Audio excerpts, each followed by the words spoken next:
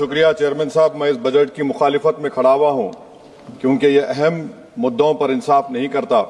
मिसाल के तौर पर सर, अगर आप देखेंगे मुस्लिम एनरोलमेंट जो यूडीआईसी का डेटा है 2021-22 का, मुसलमानों का एनरोलमेंट गवर्नमेंट का डेटा बोलता है प्राइमरी में 15%, यूपी में अपर प्राइमरी में 14%, सेकेंडरी में 12% और हायर सेकेंडरी में 10%। प्राइमरी से लेकर हायर सेकेंडरी तक आते सर 5% की गिरावट होती है। वही सरकार का एआईएसएचई का डेटा है 2020-21 का, 2016-17 में मुसलमान 4.87 थे एजुकेशन में, 19-20 में बढ़कर 5.45 हुए और 2021 आते आते सर वो 4.64% हो गया। यानी जहां पर मुसलमान 2019-20 में 19,21,000 पे आगे, यानी 1,79,000 की गिरावट आई। ये क्यों हुआ सर? ये इसलिए हुआ क्योंकि ये मोदी सरकार तासुब और तंग नजरी के मजाहरे करती है।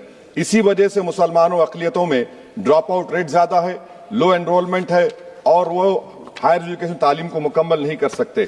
सर 3 स्कॉलरशिप स्कीमें हैं, 5 साल से cabinet committee of economic affairs in स्कीमों की मंजूरी नहीं दे रही है सर, 5 साल से। ये आपकी तासुब और नफरत नहीं है तो क्या है बताइए आप? बजट तो पास हो रहा है ऐवान में, 5 साल से आप पैसे नहीं दे रहे हैं। क्यों? क्योंकि cabinet committee of economic affairs इसको मंजूरी नहीं देती है। और मैं बताना चाह रहा हूं, आप विकसित भारत बनाना चाहते हैं, मैं तायद करता हूं, मगर क्या आप 14% आबादी को नहीं पढ़ाकर, उनको एलिनेट कर आप विकसित भारत बना पाएंगे? विकसित भारत उसी वक्त बनेगा सर जब मुसलमान समाजी, इक्तिसादी, तालीमी और माशी तौर पर ताकतवर होंगे। मगर अफसोस के साथ कहना पड़ा, सच्चाई है कि सरकार नहीं चाहती ये हो। सर मैं हुकूमत से पूछना चाह रहा हूं कि यूनिट कॉस्ट स्कॉलरशिप का 2007 और 8 से रिवाइज नहीं हुआ क्योंकि जो तालीम का कॉस्ट है उससे मैच नहीं कर रहा है। आप 3 स्कॉलरशिप को डिमांड ड्रिवन नहीं कर रहे हैं। 11 साल से आप 10 स्कॉलरशिप नहीं बढ़ाए, वही नंबर ला के रख दिए। मैं डिमांड ड्रिवन करने का मुतालबा करता हूं। सर प्री मैट्रिक स्कॉलरशिप को क्यों 9th और 10th से शुरू किया था? Sir highest drop out rate मुसलमानों का है और हमारे मसीहा वेस्ट बंगाल में बैठे, वहां पर ड्रॉप आउट रेट मुसलमानों का 23%, आसाम में 30%। आसाम की सरकार गोली मारने का वीडियो कम बनाएगी तो शायद मुसलमान पढ़ ले तालीम में। सर मैं मुतालबा करता हूं कि मौलाना आजाद फेलोशिप को दोबारा शुरू किया जाए ताकि अक़लियती और मुस्लिम बच्चे हायर एजुकेशन मुकम्मल कर सके। पेरेंटल इनकम आप इजाफा क्यों नहीं कर रहे सर? 1 लाख रुपए, 1.5 लाख रुपए क्या स्कॉलरशिप मिलेगी सर बताइए आप? और सर आपको मिसाल दे रहा हूं, आप तो काबिल आदमी हैं। 2022-23 में बजट था माइनॉरिटी मिनिस्ट्री का 5,000 करोड़, कितना आपने खर्च किया? 16%। 22-23 में सर बजट था 22-23-24 में 3,000 करोड़, 5% खर्च हुआ सर। 24-25 में बजट था 3,180 करोड़, 22% खर्च हुआ सर। पीएमजेवी के स्कीम है 1,914 करोड़, उसको आपने कम कर दिया 1,565 करोड़। तो मैं सरकार से मुतालबा करता हूं कि मिनिस्ट्री ऑफ माइनॉरिटी के बजट का 10,000 करोड़ कम से कम होना चाहिए। तासुबियत को खत्म करिए आपकी स्कीम में। सर दूसरी बात, इनकम टैक्स के बेनिफिट मिलती थी हमारे फौज के सिपाहियों को जो विकलांग थे, आपने इनकम टैक्स बेनिफिट छीन लिया उन लोगों को। ये कैसा इंसाफ है आपका बताइए? जो फौजी सर्विस में है, अरे प्राइम मिनिस्टर अगर एक ट्रेन की झंडी दिखाएंगे तो उससे बढ़ के पैसे खर्च हुआते, तो आप क्या बचा रहे? सर 11-12 साल से वजीर आजम मोदी हैं, हमारी एयरफोर्स का स्क्वाड्रन गिरकर 29 पर आ गया। 12 साल से आप प्रधानमंत्री हैं, हम एक मिड एयर रिफ्यूलर एवैक्स को नहीं बढ़ा सक रहे। पाकिस्तान के पास हमें ज्यादा एवैक्स है और ऑपरेशन सिंदूर में हमने देखा कि कितनी तकलीफ हुई। सबमरीन का शॉर्टेज है, आपको फिक्र नहीं है सर। और हम 3rd एयरक्राफ्ट कैरियर हम भूल गए। आखिर कैसे हम चाइना को इंडो पैसिफिक में रोक पाएंगे? ये देशभक्ति नहीं है सर। हमारी फौज में कमी है।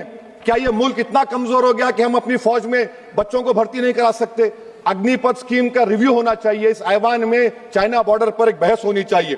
सर आप आ जाइए यूएस ट्रेड डील पर, जो ट्रंप ने एग्जीक्यूटिव ऑर्डर 6 फरवरी का निकाला, सेक्शन 4 कोट कर रहा हूं। डायरेक्टली इनडायरेक्टली अगर हम रशिया का ऑयल लेंगे तो 25% लगा देगा। कौन है सर वो गोरी चमड़ी वाला वहां बैठकर हमको बोलने वाला? किस हमने इस मुल्क को आजाद इसलिए करवाया था कि वहां बैठकर बोलेगा मैं जिससे चाह तेल खरीदूंगा। तुम होते कौन हो? तुम मेरे माई बाप हो क्या?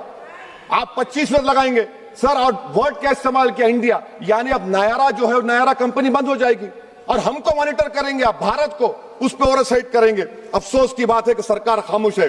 सर 2019 में ईरान का ऑयल मत लो बोले, आपने गलती की, आपने ईरान का ऑयल नहीं लिया। तो अमेरिका ने कहा कि इराक से लो, कंपेरेबल रेट पे, कंपेरेबल रेट पे, मार्केट रेट, नॉमिनल प्राइस पे नहीं। आज यूएस कह रहा है कि मोनोपोली रेट पे लो। कहां है सर? हम क्यों कर रहे हैं?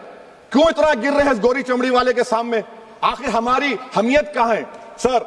और एक बात बता रहा हूं सर, ये यूएस ट्रेड डील से European 2 minute sir, European union की ट्रीटी से हमारा पीएलआई का पूरा असर पड़ेगा, क्योंकि आपने टैरिफ गिरा दिया। आपने टैरिफ गिरा दिया मेडिकल डिवाइसेस पर, आपने टैरिफ गिरा दिया सोफिस्टिकेटेड मशीनरी पर, तो यूएस इंडस्ट्रियल गुड्स आएंगे, तो डी-इंडस्ट्रियलाइजेशन का खतरा है इस मुल्क में। Sir, you are we signing a free trade agreement और a force purchase order. Sir, Bangladesh से यूएस ने कह दिया कि हमसे कॉटन खरीदो, 0 टैरिफ। सर, भिवंडी, मालेगांव, बनारस के पावरलूम का क्या होगा? 70% रॉ कॉटन हम देते हैं बांग्लादेश को।